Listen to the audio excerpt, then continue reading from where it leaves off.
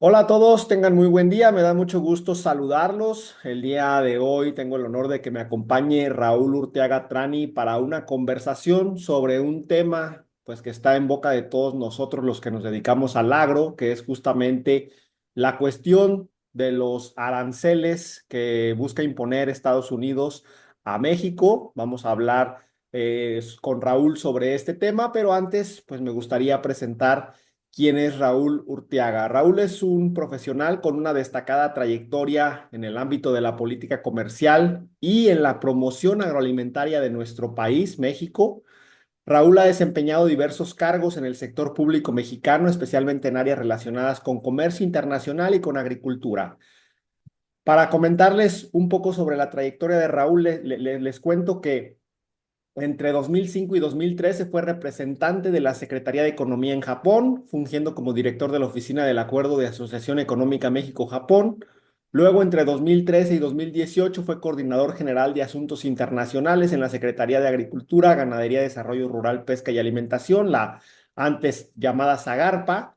Durante este periodo, en 2016, en su calidad de coordinador general de Asuntos Internacionales de la SAGARPA, sostuvo encuentros bilaterales con ministros de Agricultura de países de Asia, de Europa y de Sudamérica para fortalecer las relaciones comerciales de México.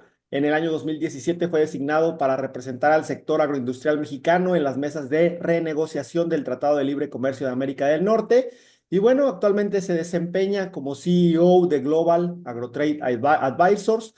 Y pues Raúl, muchísimas gracias por estar aquí con nosotros el día de hoy. Muchísimas gracias a ti, Olmo, y a la audiencia que te está siguiendo o que nos está siguiendo.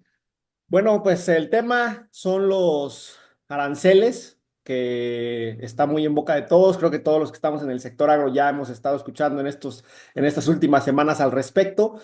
Vamos a comenzar con una pregunta muy sencilla, Raúl, para comprender este tema de forma correcta. ¿Qué es un arancel? ¿Es un impuesto? ¿Es un castigo? Tú que sabes mucho sobre estos temas, explícanos. Sí, bueno, otra vez, muchas gracias por esta invitación y comentar rápidamente, pues un arancel es una herramienta, un instrumento que está regido en el comercio internacional. Muchísimos países utilizan de una forma o de otra esta herramienta. Desde luego hay que entender que todo esto está enfocado o englobado en las reglas de la Organización Mundial del Comercio y de ahí se derivan pues todos los acuerdos de libre comercio que muchísimos países tienen alrededor del mundo.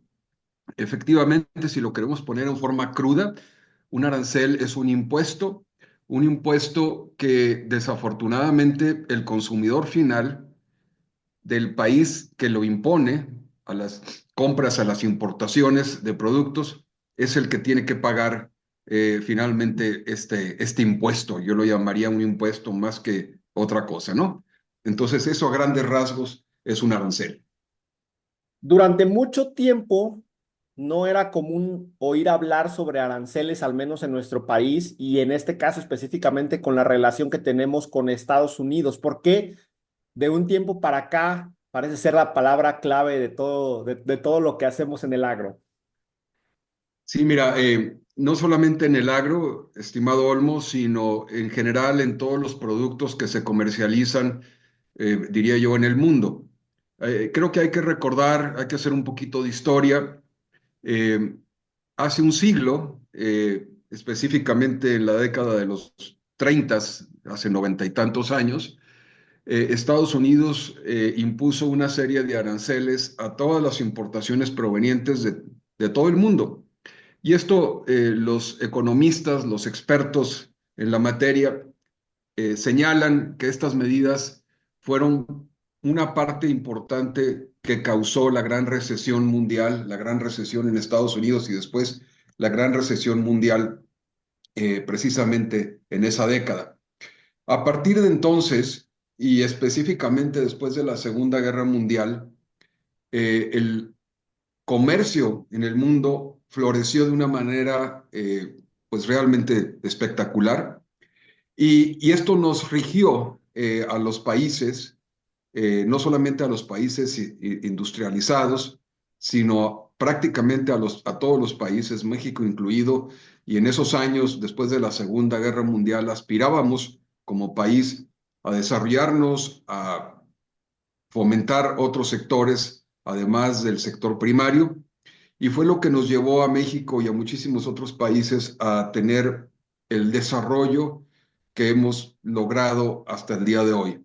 Y no voy aquí a detenerme a decir que ha sido un desarrollo espectacular o que nos ha faltado o que ha sido suficiente. Es simple y sencillamente el modelo que muchísimos países tomaron para seguir adelante, ¿verdad?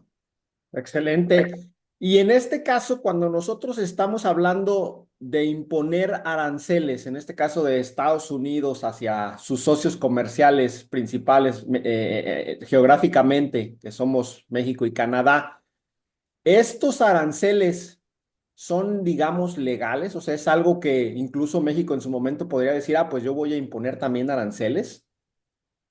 Eh, Tu pregunta es muy importante. Yo no lo categorizaría como si fueran legales o ilegales. Ajá, Creo que hace un momento comenté que todo el comercio mundial se rige por reglas de la Organización Mundial de Comercio. Y en las reglas de la OMC existe, desde luego, la estructuración de lo que significan los aranceles y en qué momento o por qué o con qué razones pueden los países aplicarlas. Eh, Hay una infinidad de caminos por los cuales los aranceles son impuestos. Cuando un país siente que está en una desventaja comercial, y si no tiene un acuerdo de libre comercio, los aranceles se pueden imponer. Ahora que estaba yo comentando un poquito el historial, especialmente en los últimos 100 años del comercio, eh, iba yo a comentar que en el año 2017, 2018, en esos 2 años, la administración del presidente Trump, su primer periodo como presidente, sí. impuso aranceles a China. Y por cierto, esos aranceles, esas medidas, continuaron durante la administración del presidente Biden. Y no solamente continuaron, se fortalecieron. Y en ese sentido, los aranceles de alrededor, en promedio, de 50%, se mantuvieron y se mantienen hasta el día de hoy en una infinidad de productos provenientes de China. Hay que recordar que previo a la que es llamada guerra arancelaria o guerra comercial entre Washington y Pekín o Washington y Beijing, propició en los últimos años, especialmente a partir del 2018-2019, una contracción de los envíos de China al que era su principal socio comercial o su principal cliente, que era Estados Unidos. Y una buena parte, estimado Olmo, de ese cambio, de esa transformación o de ese redireccionamiento de las exportaciones, eh, pasaron o se vinieron a México, con el consiguiente, diría yo, beneficio de que las compañías empezaron a invertir, compañías de China empezaron a invertir en México, y eso se reflejó no solamente en los números del comercio total, sino también en las inversiones. Pero sé que el tema central que nos atañe en este momento es el tema del sector primario, y sí quiero comentar que la relación económica entre Estados Unidos y México, pues es una relación muy grande. Somos el primer proveedor de productos a Estados Unidos de todo tipo, desde luego del sector primario, pero también del sector industrial, automóviles, autopartes, partes para el sector aeroespacial, computadoras, teléfonos, etcétera, etcétera. Tenemos una relación muy, muy intensa, y, y esto de que somos el primer socio comercial de Estados Unidos, pues no es poca cosa, es algo realmente muy, muy importante, y más en el contexto de las amenazas o de la imposición de aranceles por parte del presidente Trump, ahora que inauguró su segundo periodo como presidente. He visto algunos titulares, Raúl, donde se llega a mencionar que este tipo de aranceles violan el Tratado de Libre Comercio que se tiene actualmente con Canadá y Estados Unidos. ¿Es esto cierto? Es correcto y a eso iba a comentar también. Tenemos socios comerciales con los cuales no existe un tratado de libre comercio y lo mismo sucede con Estados Unidos y otros países. Hay que recordar que México tiene tratados comerciales con aproximadamente 50 países. El número de tratados creo que supera la docena. Uno de ellos que contiene muchísimos países es el tratado con la Unión Europea y de eso tal vez vamos a hablar un poquito más adelante. Eh, y, pero tienes toda la razón. Específicamente en el TEMEC o el llamado Tratado México, Estados Unidos, Canadá, que por cierto fue negociado por el propio presidente Trump, todo el mundo recordará y tu auditorio también, que en el 2017 y 2018, cuando renegociamos el Telecán original, que ya en ese momento tenía 26 años, 25, 26 años de existencia, fue reemplazado por este otro tratado que incorporó disciplinas adicionales y que incorporó incluso algunas disposiciones que no teníamos en el Telecán original. Y esto es normal, Olmo, porque la tecnología, los sectores evolucionan, así como lo estamos viendo inclusive en este momento, en esta nueva etapa, vamos a llamarlo así, con aspectos o sectores que no conocíamos o que no teníamos en el radar, como la inteligencia artificial, por ejemplo, y otros aspectos que tienen que ver con comercio electrónico, etcétera. Pero eh, contestando a tu pregunta específica, sí, la imposición de aranceles en nuestro tratado trilateral, el TEMEC, con Estados Unidos y Canadá, sí es una violación directa a las disposiciones y al acuerdo que los tres países tenemos y que nos costó, pues no lo voy a mencionar, pero nos costó un grandísimo esfuerzo de todo tipo, desde la negociación técnica hasta la aprobación de corte, vamos a decirlo, político, que tiene que pasar por los congresos de México, de Estados Unidos y el Parlamento canadiense, y la puesta en implementación a partir del 2020, ¿verdad? Y Sí. quiero mencionar aquí que México, sin duda, ha sido el país más favorecido con el resultado del TEMEC. Hemos visto el crecimiento de nuestras exportaciones. Eh, Vamos a hablar en un momento más del sector agroalimentario, pero repito, también en el sector industrial, en este momento México es el principal proveedor de coches terminados al mercado de Estados Unidos. México exporta poco más de 2,5 veces más coches terminados a Estados Unidos que Canadá. Y esto es importante mencionarlo porque en las noticias, al menos internacionales, siempre se pone a Canadá como un socio importantísimo en la proveeduría hacia Estados Unidos. Quiero aquí resaltar que México está por encima de Canadá en números totales y en sectores clave, como el sector agroalimentario, que quiero resaltarlo también, el sector automotriz, el sector de autopartes, donde México es uno de los líderes en producción tanto de coches terminados como de autopartes. Y este es el contexto en el que nos encontramos. Entonces, repito, muy importante el que respetemos los tres países las disposiciones del acuerdo y que no afectemos a nuestros sectores productivos y lo más importante, el empleo. El empleo, que es un objetivo central de los tres países y que es importantísimo mantener este equilibrio, ¿verdad? Esta capacidad.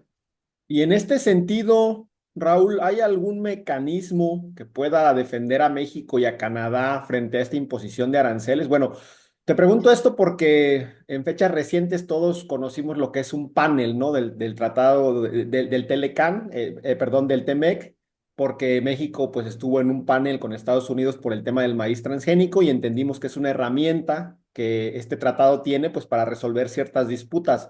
Con el tema de los aranceles, ¿México podría iniciar un instrumento similar?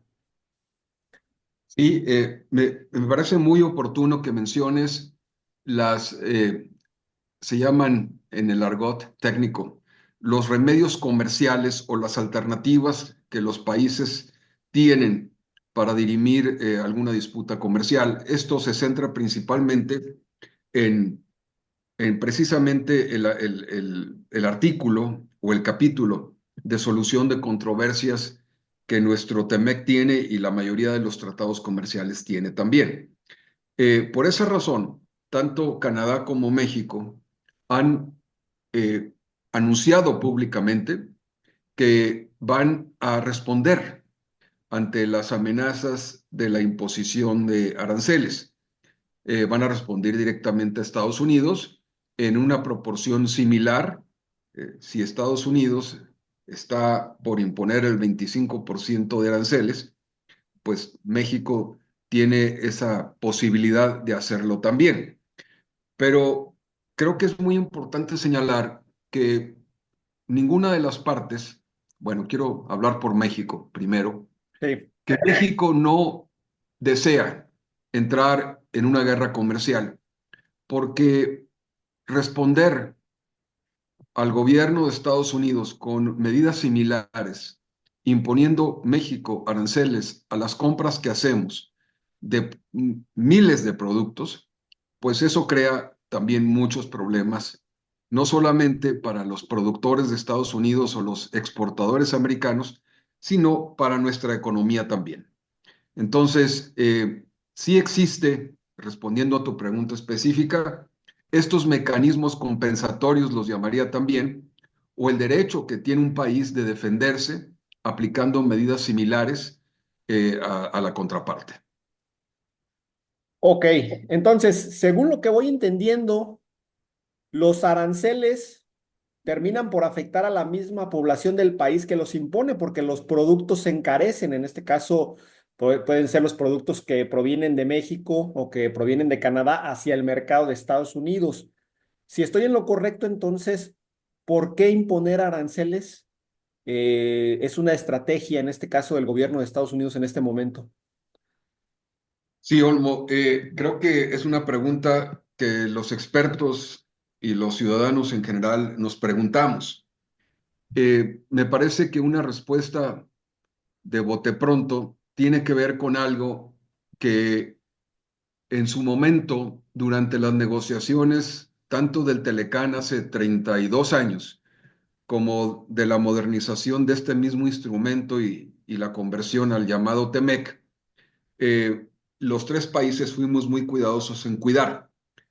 Tú tienes temas de carácter político, de carácter de seguridad nacional, de carácter fronterizo, etcétera, pero tienes algo importantísimo que es lo que nos atañe en este momento, toda la parte comercial. Entonces, los tres países, repito, en las negociaciones que hemos tenido, incluida la modernización o la creación del TEMEC, nos enfocamos precisamente en la cuestión comercial y dejamos de lado los temas políticos, los temas irritantes, los temas de la frontera, migración, etcétera, etcétera. En la medida en que en este momento que estamos viviendo logremos también separar los temas irritantes de la parte comercial, creo que es donde tendremos éxito. Sin embargo, en esta ocasión, todos sabemos que el presidente Trump ha decidido condicionar el tema comercial a la resolución del tema migratorio, del tema de las drogas, del fentanil en particular, y, y por esa razón nos pone en esta coyuntura o en esta situación en la que estamos viviendo y que ya hemos visto un inicio de una afectación en los mercados, en el tipo de cambio, etcétera. Pero también quiero mencionar algo, estimado Olmo. Esta conversación contigo y con tu audiencia sucede el martes 3 de febrero. es casi las 10:30 de la mañana, y hace aproximadamente una hora, hora y media, tanto la Casa Blanca como la oficina de Palacio Nacional y la presidenta Claudia Sheinbaum sacaron comunicaciones eh, de prensa muy importantes, resaltando la conversación que hubo entre la presidenta de México y el presidente Trump, en donde se pone una pausa de un mes para que México, Estados Unidos, particularmente en este caso México, Estados Unidos, y los equipos de seguridad nacional del, del Departamento del Tesoro de Estados Unidos y de Hacienda por parte de México y de Economía por parte de México y el Departamento de Comercio de Estados Unidos trabajen para ir resolviendo los temas que son de la importancia que el presidente Trump ha venido demandando. Repito, los temas asociados a la frontera, los temas asociados a la migración ilegal y el tema de narcotráfico o fentanilo. Entonces, estamos constantemente viendo la evolución del tema. eh, no ha desaparecido la incertidumbre o la amenaza, especialmente porque en ambos comunicados, tanto el comunicado de la Casa Blanca como el comunicado de la Presidencia de la República, indican que los aranceles o la posible imposición de los aranceles por parte de Estados Unidos entran en una pausa de un mes. Y eso, desde luego, es una excelente noticia, especialmente para nosotros, para México, que, repito, nunca hemos querido en este conflicto, en esta discusión con Estados Unidos, entrar y, por nuestro lado, México, imponer aranceles de respuesta. Ok, quiero entrar un poco más de lleno al tema agroalimentario, pero antes me gustaría cerrar un poco este tema haciéndote una pregunta más en la línea personal y en este tenor justamente de que se pausan los aranceles un mes. Raúl, ¿tú crees que eh, el presidente Trump va a traer a México, digamos, con esta amenaza durante todo su mandato y va a ir pausando los aranceles conforme vayamos cumpliendo ciertas exigencias? Creo que es muy importante también señalar que el mundo y la economía global se mueve principalmente con el trabajo que hacen, las inversiones que hacen las compañías, los productores, las firmas de los países. Y desde luego, y eso ya lo vimos en los últimos 4, 5 días, una avalancha de cartas y de posiciones de empresas en Estados Unidos, de asociaciones, de las cámaras, que están totalmente en contra de la imposición de los aranceles por parte del presidente Trump. Y es que estas cámaras, estos industriales en Estados Unidos, y quiero hacer énfasis en Estados Unidos, se dan cuenta perfecta del daño que los aranceles harían a la al- a lo que es el control de precios, es decir, la inflación en Estados Unidos, pero también principalmente a las cadenas de suministro. Y a veces mucha gente se confunde y piensa que las cadenas de suministro son solamente industriales. Aquí quiero decir que la cadena de suministro también es estar asociada totalmente al sector agroalimentario. Tenemos una gran interdependencia entre compradores, empacadores, comercializadores del sector agroalimentario en ambos países, y tenemos esta interdependencia de una manera muy, muy estrecha que también, repito, afectaría muchísimo al comercio del sector agroalimentario en caso de la imposición de los aranceles. En el tema agroalimentario, pasemos ya con mayor detalle. O sea, si hay aranceles, se perjudica a ciertas personas, a ciertas industrias en Estados Unidos, pero en el caso de México, ¿cuáles serían esas afectaciones? Porque pues tengo entendido que era el 25% de aranceles a todos los productos, entonces entiendo que van todos los productos del agro que Estados Unidos importa. Si agarramos un ejemplo, no sé, aguacate, tomate, el cultivo que te guste, ¿cuáles serían las afectaciones directas para esa cadena de ese cultivo? Sí, pues la afectación sería muy seria porque el crecimiento de los precios de estos productos mexicanos en Estados Unidos sería 25% o más para el consumidor final. Y eso significa que nos veríamos sumamente afectados porque los importadores en Estados Unidos pueden tener alternativas de proveeduría provenientes de otros países, concretamente de Sudamérica. Y prácticamente, estimado Olmo, en los mismos productos: aguacate, mora azul y cárnicos, especialmente cárnicos de res, donde somos exportadores netos hacia Estados Unidos. Y no te quiero mencionar la afectación a lo que significaría el impacto de un arancel del 25% a las exportaciones mexicanas de cerveza, de tequila y de mezcal. Tal vez en estos productos, especialmente en tequila y en mezcal, no hay alternativas que sustituyan estas importaciones hacia Estados Unidos, porque México controla mayormente la producción y exportación de tequila y mezcal. Pero en cerveza es otra cosa. Otros jugadores pueden entrar al mercado de Estados Unidos y ya comenté, otros jugadores, otros países pueden entrar al mercado de Estados Unidos en pimientos, en tomate, en aguacate, en los frutos secos o frutos rojos.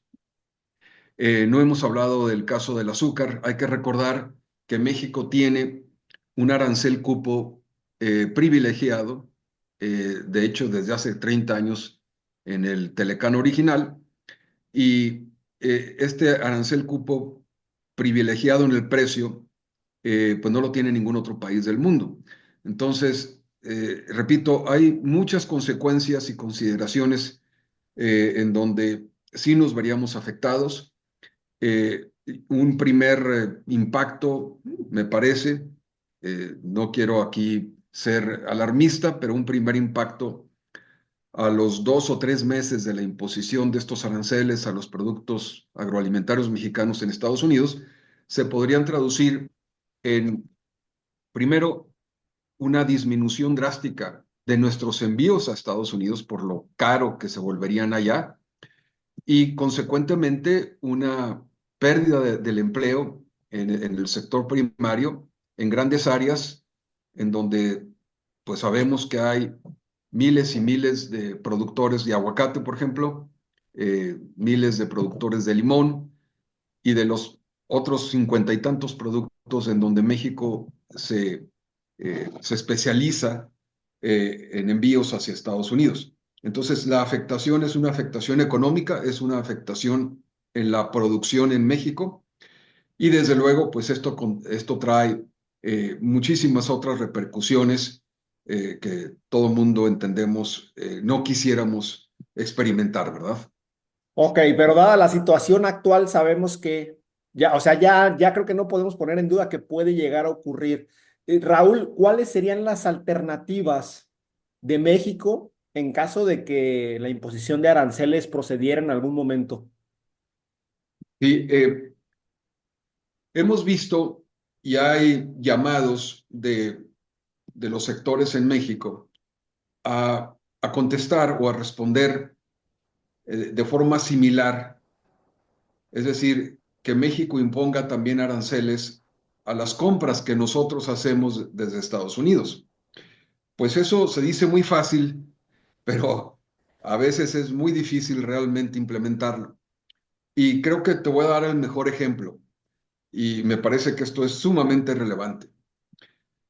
Maíz, que es el producto que siempre está en boca de todos por ser pues uno de los productos distintivos en la dieta de la alimentación de nosotros los mexicanos. Y tenemos, obviamente, producción de maíz en México, particularmente de maíz blanco, que es el que utilizamos para el consumo de tortillas, tamales, atoles, etcétera, en donde año con año generalmente somos autosuficientes, es decir, producimos las toneladas o las cantidades o los volúmenes necesarios para satisfacer la demanda del mercado nacional. Pero también es bien relevante reconocer aquí, Olmo, que México es el principal comprador en el mundo de maíz amarillo. Y el maíz amarillo se utiliza principalmente como forraje para nuestro sector pecuario, donde a la vez somos campeones, quiero ponerlo en ese sentido, en la producción de cárnicos de res y exportamos precisamente cortes de cárnicos de res. También se utiliza para el sector de porcícola y aunque somos deficitarios en la producción nacional de carne de cerdo, sí existen compañías mexicanas que han logrado penetrar, por ejemplo, el mercado de Japón en cerdo y bueno, repito, la alimentación, el forraje para este sector pecuario se alimenta o proviene principalmente del maíz amarillo que compramos de Estados Unidos. El año pasado, 2024, en valor, compramos poco más de $6,000 millones en valor, repito, de compras de maíz amarillo para el mercado mexicano, es decir, para el sector pecuario mexicano. Entonces, pues todo el mundo podríamos decir, ponle un arancel del 25% a las compras de maíz amarillo que hacemos. Pero si hacemos eso, perjudicamos de una manera sustancial al sector pecuario mexicano. Entonces, no es fácil. Y mucha gente podría decir, bueno, ¿por qué no encontramos proveedores de maíz amarillo en otras latitudes, particularmente Argentina o Brasil? Bueno, cuando nos tocó ser parte del gobierno en los años 2013-2018, y que nos vimos en una amenaza similar precisamente durante el primer periodo del presidente Trump, logramos identificar proveedores muy importantes tanto de Brasil como de Argentina. Desafortunadamente, Olmo, cuando termina ese sexenio en el 2018 y entra el sexenio del presidente López Obrador, no se continuó con la tarea de hacer un esfuerzo de diversificación, ni en compras y tampoco en mercados nuevos para nosotros, o sea, en exportaciones. Y han pasado estos 7 años ahora, en donde nos vemos pues con esta total dependencia tanto de mercado como de proveeduría directamente con Estados Unidos. Entonces, me parece que debemos de retomar esta tarea de diversificación, tanto en proveeduría como en mercados a los cuales nos interesa exportar nuestros productos. ¿Cuál consideras, Raúl, que es la cabida de los productos agroalimentarios mexicanos en otros mercados? O sea, si entra el tema de los aranceles en algún momento, ¿México tiene capacidad y oportunidad de entrar a Europa o a Asia? ¿Podría desviar cierta parte de su producción hacia allá o no tenemos absolutamente cabida en estos momentos? No, y quiero ser muy enfático, sí tenemos cabida, sí hay oportunidades, pero tenemos que hacer la tarea, estimado Olmo.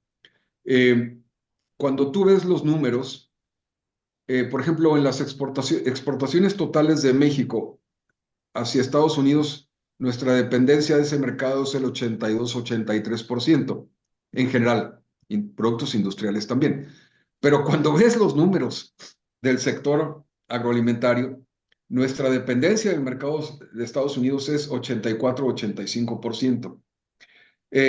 No voy a decir que esto sea negativo, al contrario, muchísimos países en el mundo quisieran tener de frontera pues al mercado de consumo más importante. Y creo que muchísimos de nuestros productores han aprovechado positivamente este hecho, ¿no? Que es un hecho geográfico de interdependencia. pero pues no quisiéramos en el futuro vernos con esta incertidumbre por la cual estamos pasando en este momento. Existen otros mercados, desde luego. Tenemos Asia, Japón, Corea, China, mercados gigantescos. Y si tú volteas a ver qué pasa, por ejemplo, con la producción cárnica de Argentina o de Brasil o de Uruguay, pues tienen muy diversificados sus mercados. A China en algunas ocasiones como su principal mercado, pero también a Europa y también hacia Estados Unidos. Incluso México ha venido abriendo paulatinamente algunos productos provenientes de Sudamérica. Y eso que somos competidores casi en los mismos productos. Entonces, respondiendo a tu pregunta, sí hay oportunidad de que nosotros eh, coloquemos nuestros productos primarios en otros mercados, pero no hemos hecho la tarea, estimado Olmo. Me parece que la Secretaría de Agricultura debe hacer un planteamiento estratégico en donde tengamos, por un lado, promoción, en segundo lugar, comercialización y en tercer lugar, reglas claras para el acceso de nuestros productos a otros mercados. Dije reglas claras. ¿Qué sucede, Olmo? Mira, también en el 2018 nos dimos a la tarea en aquel momento, en ese sexenio, de modernizar nuestro acuerdo existente entre México y la Unión Europea, el llamado Telecuem. Y, y logramos, al final del día, concluir negociaciones muy importantes con Europa, porque en el tratado original firmado en el año 2000, nuestro acceso en el sector primario a los mercados europeos había estado muy, muy limitado. Hicimos, repito, una negociación para que nuestros cárnicos, nuestras frutas, nuestros aguacates, los temas de denominación de origen, particularmente tequila, mezcal, y que nosotros respondimos igualmente a favor de temas de denominación de origen para quesos europeos, para vinos europeos, etcétera. Toda esa negociación se concluyó exitosamente, pero sucedió algo que a veces no nos damos o no hemos puesto mucha atención. Eh, a la entrada del gobierno de López Obrador, eh, hubo un énfasis, hay que recordar, necesitábamos certificar y aprobar en los parlamentos y en el Congreso mexicano, en este caso en el Senado, primero el TEMEC, que habíamos, vamos a decir, negociado casi a la par de lo de Europa. Entonces, todo el énfasis se puso en el TEMEC y como que se olvidó la importancia de lo que habíamos ya negociado con la Unión Europea. Hay que recordar, cerramos los capítulos e inclusive teníamos firmado la modernización del acuerdo. Pero en ambas partes, tanto en el Parlamento Europeo, el Consejo de Ministros de la Unión Europea, como en el lado nuestro, la administración del presidente López Obrador y el Senado, las cosas se detuvieron. ¿Por qué razón? No lo sé. Y no ha sido sino hasta este año, estimado Olmo, es decir, 6 años después, que, que finalmente, y esto lo vimos cuando los europeos hicieron un anuncio a través de la presidenta o comisionada de la Unión Europea, indicando que estaba Europa lista para implementar lo negociado 6 años atrás. Entonces, mi pregunta al gobierno actual de la presidenta Claudia Sheinbaum, al secretario de Economía, es si realmente, y a la luz de estas amenazas con Estados Unidos, vamos ahora sí a hacer un gran esfuerzo para avanzar rápidamente en la implementación de la modernización del acuerdo con Europa, que a todas luces nos conviene por mercado, nos conviene por inversión y nos conviene por cooperación y nos conviene para diversificarnos, que es el punto central de tu pregunta, Sí. tan, tanto en compras como en exportaciones. Y me enfoqué en Europa porque es un caso que está ahí y que lo podemos empujar sin mucho problema en los siguientes semanas y meses. Y luego tenemos Asia. Bueno, no voy a hablar del gigantesco mercado que es China y que precisamente otros países de nuestro hemisferio, de nuestra propia región latinoamericana, han sabido aprovechar y, y son proveedores de importantes productos hacia China por ser un mercado gigantesco. En Asia solamente tenemos un acuerdo bilateral con Japón, aunque también tenemos el CPTPP, es decir, el Acuerdo Transpacífico, pero durante muchísimos años, diría yo, ya han pasado 14 años, desde el primer esfuerzo que se hizo para tener un tratado bilateral con Corea.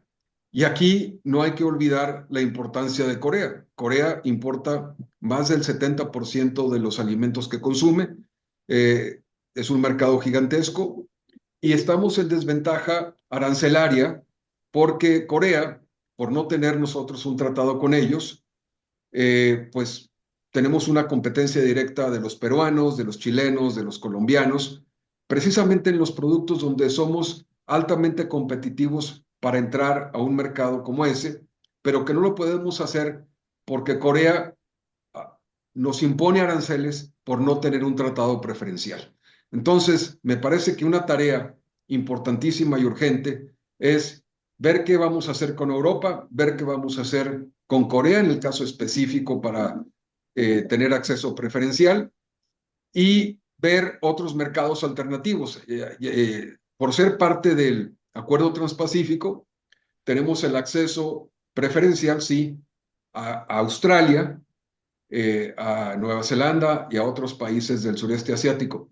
Desafortunadamente, en el caso de Corea, Corea siempre nos ha tocado la puerta. Son ellos los que quieren el tratado bilateral, pero nosotros, México, hemos estado, pues, dudando por múltiples razones. Pero creo que este es el momento de empujarlo.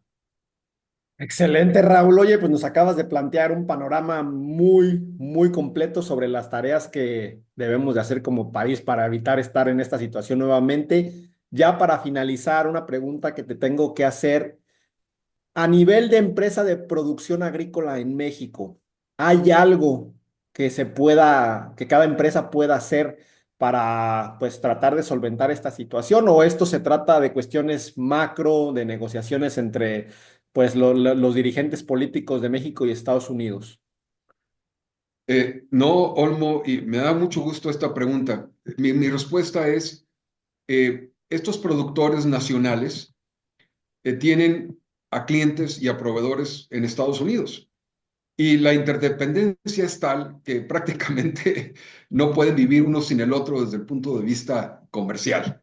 Entonces, eh, nuestros productores deben insistir con sus clientes o con sus proveedores en Estados Unidos de que hay que poner un poquito de presión, insistir e informar y educar, especialmente al gobierno de Estados Unidos, el por qué es importante que no se pongan los aranceles.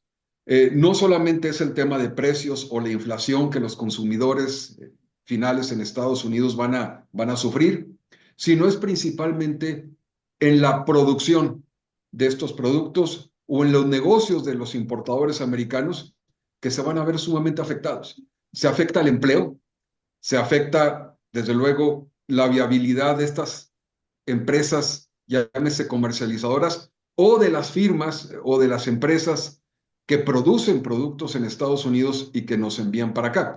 Hace rato hablabas de maíz amarillo. Sí, es un ejemplo muy grande que es sin duda el principal producto del sector primario que Estados Unidos nos envía a nosotros. Pero hay que recordar que hay cientos, por no decir miles, de productores de manzanas en el estado de Washington, del otro lado, cerca del Pacífico, que dependen del mercado mexicano también.